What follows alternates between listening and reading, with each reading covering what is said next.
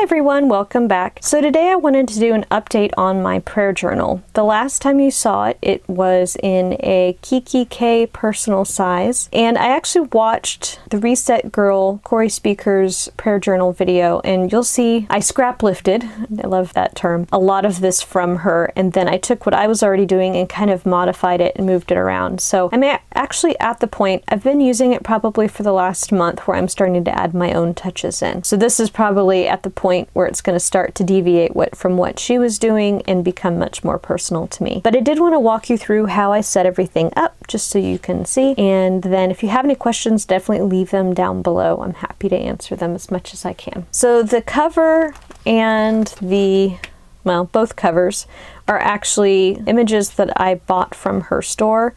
This is an A5 size, and as you can see, I put them on Happy Planner. They're the gold metal discs. I basically just laminated the covers in 5mm plastic, and yeah, they're holding up well.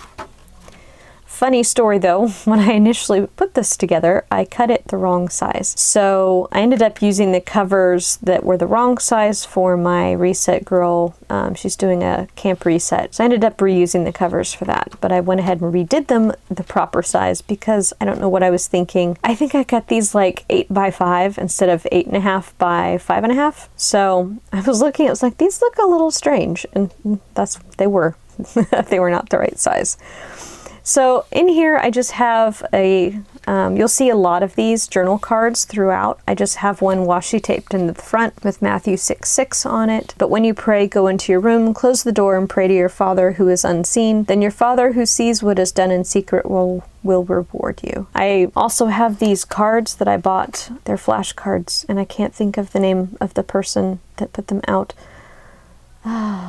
Keep thinking Jim Henson, and no, that's not it, because that's the guy who does the puppets. I will link it down below, and if I think of it later, I will tell you, but yeah.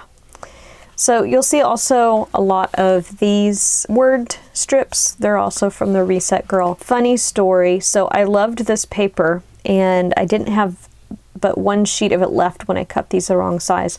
So I ended up just cutting around the edge of the flowers and kind of lining it up on this divider that was the correct size. So you'll see I actually have reused some of the stuff that was the wrong size in here in various ways. So this first section is praise. And this is probably the one area that I don't do a lot of, the first two, praise and repent. Usually I'm kind of a get to the point kind of a person, and so I jump straight to ask. So I'm trying to spend a little more time in this section. So some of these verses were ones that Corey had in hers, and I have actually some just blank lined paper here so that as I come across new verses, I can add them in. So the next section is the repent section. She had made this, she had talked about this quote, which I thought was actually pretty interesting. You cannot change what you won't acknowledge. And, repenting is basically from Acts. It says, repent then and turn to God so that your sins may be wiped out, that times of refreshing may come from the Lord. So it's basically acknowledging what you're doing wrong, asking for help, stop doing it, and turning and going the other direction. So I have a prayer that's actually from a book. I will link it down below. Spoiled for the Ordinary, I think is what it's called.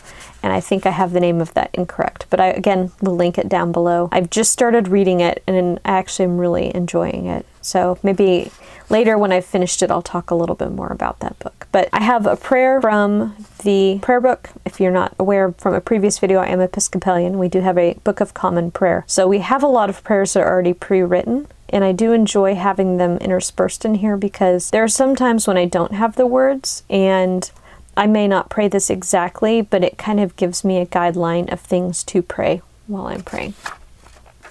And then also Psalm 51, which is all about repentance, and again, blank sheets.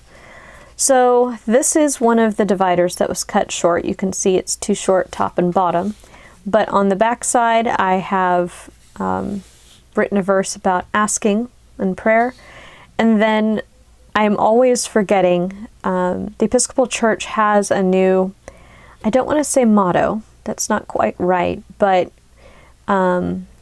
it's not even really a tagline. It's something that they are really trying to promote throughout, talking about the loving, liberating, and life-giving Jesus movement. So I heard a lot about this when I was at the Triennial for the Daughters of the King in May, and it just, those three things really spoke to me. And I'm always remembering loving and life-giving and not liberating. So I wrote that down so I could remember.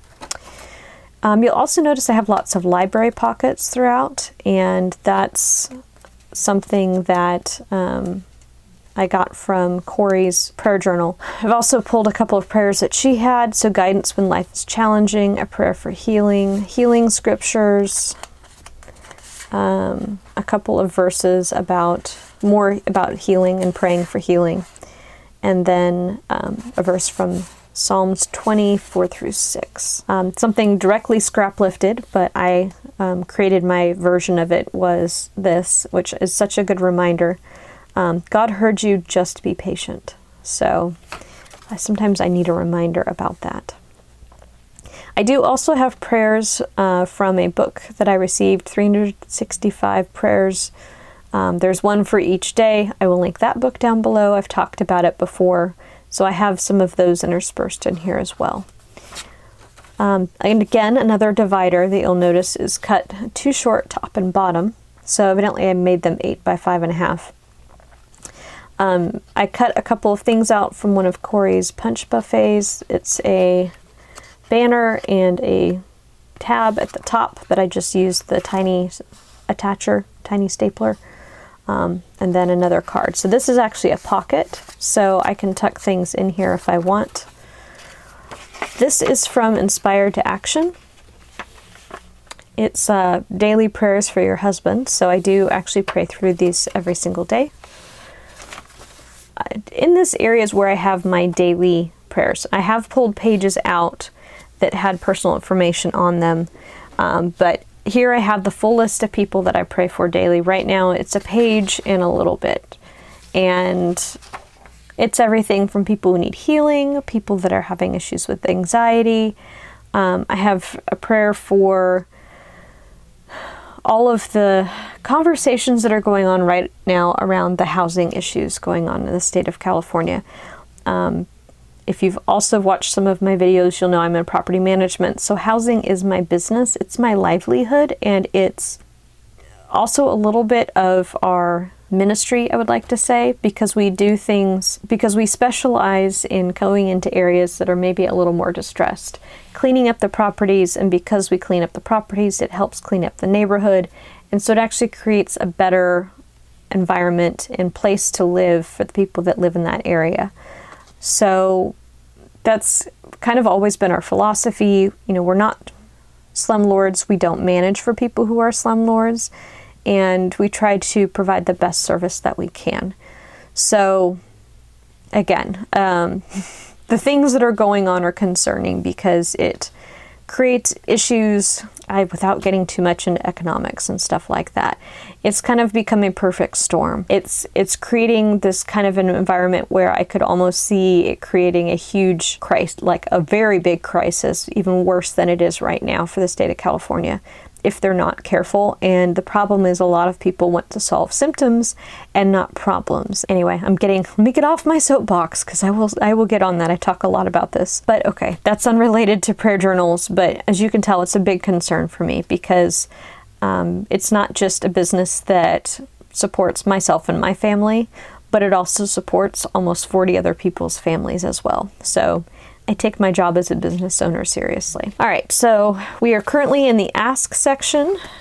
That was the daily section. Again, I have more pages, so as I get requests for prayer, I can put it in.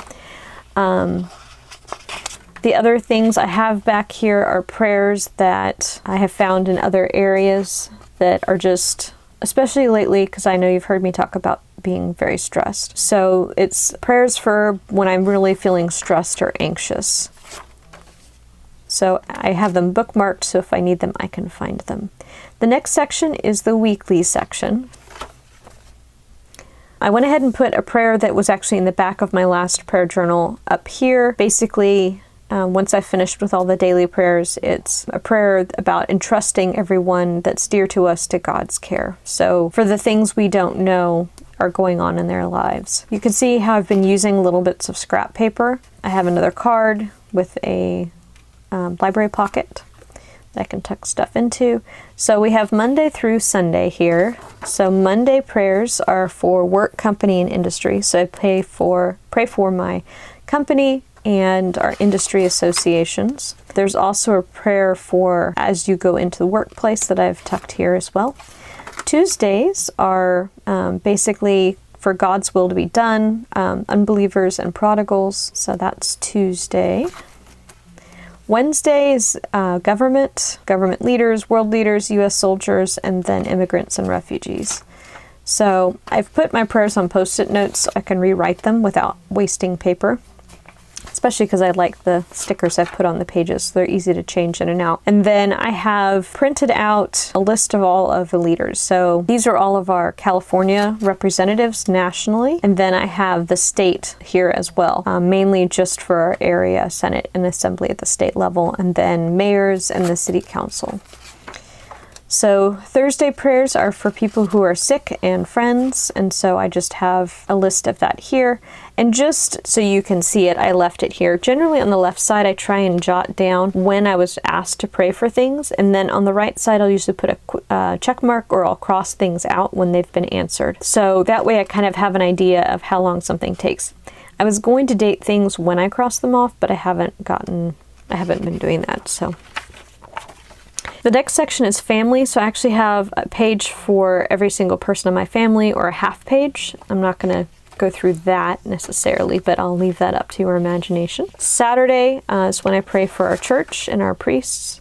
So I have, again, something printed out that has all of the church staff and then all of the different groups that our church supports or has going on. And then on Sundays, when I pray for our marriage, basically widows and orphans, victims who are children and women, people that we're supposed to be supporting more than I think that our church or our country actually does. So the last section is the yield section, and just a quick story. This has been kind of interesting for me because I usually word my prayers in yielding form anyway. If it's your will, I don't know what your timing is. If this isn't your will, whatever it is, that sort of thing. But then I was listening to something talking about reminding God of his promises and being a little more forceful. So I have this kind of interesting dichotomy that I'm dealing with right now in my prayer life of, how do I reconcile that? And maybe it's different situations. But many times I don't know what the end game is. I think of it as kind of a tapestry, and I'm only looking at the underside, which is very messy. God sees the top part, and it all makes sense to him. Then I'm kind of following threads and trying to figure out what's going on. So sometimes I pray that I might get a glimpse of what is your end game here, God, because I don't quite understand. But as a planner, this actually kind of made me chuckle, so I wrote it down. In their hearts, humans plan their course, but the Lord establishes their steps. It's the reminder that I can plan all I want, but God's the one who's going to have the ultimate say. And then something that I'm constantly trying to remind myself of is be still and know that I am God, because I'm often not still. I'm anxious or stressed or worrying. And then these I actually didn't feel like rewriting, so I just pulled them straight out of my last prayer journal. As you can see, they were the personal size. So a prayer from the Daughters of the King book, a prayer from the prayer book. I think this was one from the 365 Days of Prayer, which was talking about making us peacemakers, and then the motto of the Daughters of the King, which I love and I find empowering. I am but one, but I am one. I cannot do everything, but I can do something. What I can do, I ought to do. What I ought to do, by the grace of God, I will do. Lord, what will you have me do? And that tied in really well with the question I had written down on my rule of life, which was, how do I serve God and others well today? So those I just keep tucked here. Again, scrap paper from things that had been cut short. So I just used a tape runner to tape them together, hole punch them, and I have a pocket. So this was something I wrote down, copied off of a website, talking about yielding. I have my rule of life. Again, a page with some cards and things to use elsewhere. I have a glassine envelope that I got, I think, with my Cocoa Daisy kit. So I just reused that, taped it down, stuck a few extra things in there. Again, a cut short divider that I added a pocket to, and this is where I actually have my pen attached. I took my pen out. This I printed off of the internet. It's actually been very interesting to read. If you're interested, if you just look up The Hour That Changes the World, this is probably the first thing that comes up. It's a PDF. I just printed it 2 pages per sheet, cut it in half, and it just talks about how to structure your morning prayer or whatever time of the day that you pray. So I have that. I have a bunch of extra paper back here. Of various types. This I think is from Martha Stewart. This is obviously from the ARC system. I have been using kind of this junior size for various things, since I just grabbed a bunch of the extra paper I had laying around and stuck it in here. So that is my prayer journal. Like I said, it was definitely heavily inspired and scrap lifted from Corey's, but I'm at the point now where the structure is there, and now I'm starting to take it and run with it in the direction that I want to go, adding my own verses, adding my own thoughts to it. So if you haven't already, I will link her video down below. Definitely look into her setup as well. I found it very inspiring, and she talks a lot about why she did things the way that she did them. People ask me why I have a prayer journal, and especially with the Book of Common Prayer, that sort of thing. I do pray in the morning. Usually the general structure of things is I get up, I put on my workout clothes, I make myself breakfast, and I have my quiet time while I'm eating. I am not a morning person. I think I've mentioned that before, and it is very, very true.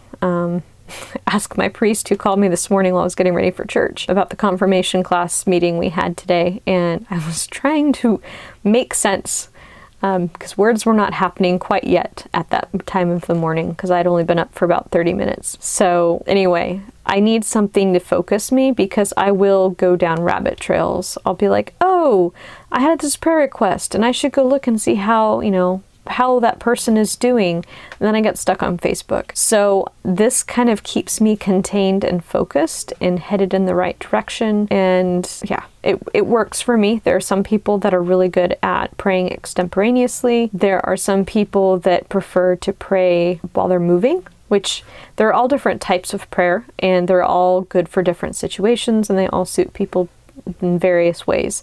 I think this is just one way to pray, and there are other ways. So anyway, I just wanted to share kind of how I have mine set up and how it's changed a little bit since the last time I had it together. I think I've done a brief flip through of this before, but I wanted to talk a little bit more about it in depth. If you have any questions, please leave them down below. I'm happy to answer them as best I can, and I hope you enjoyed this video. If you did, please give it a thumbs up. I would appreciate it. If you haven't already, please subscribe. Most of my videos are planning videos, and now that my filming room is cool enough to stand to be in for longer than about 3 minutes, I'm going to get back to filming again. Honestly, you guys, the heat, I can't tell you how much it has changed kind of how we do things right now, because we don't have central AC, and my craft room just gets really hot because it faces the south.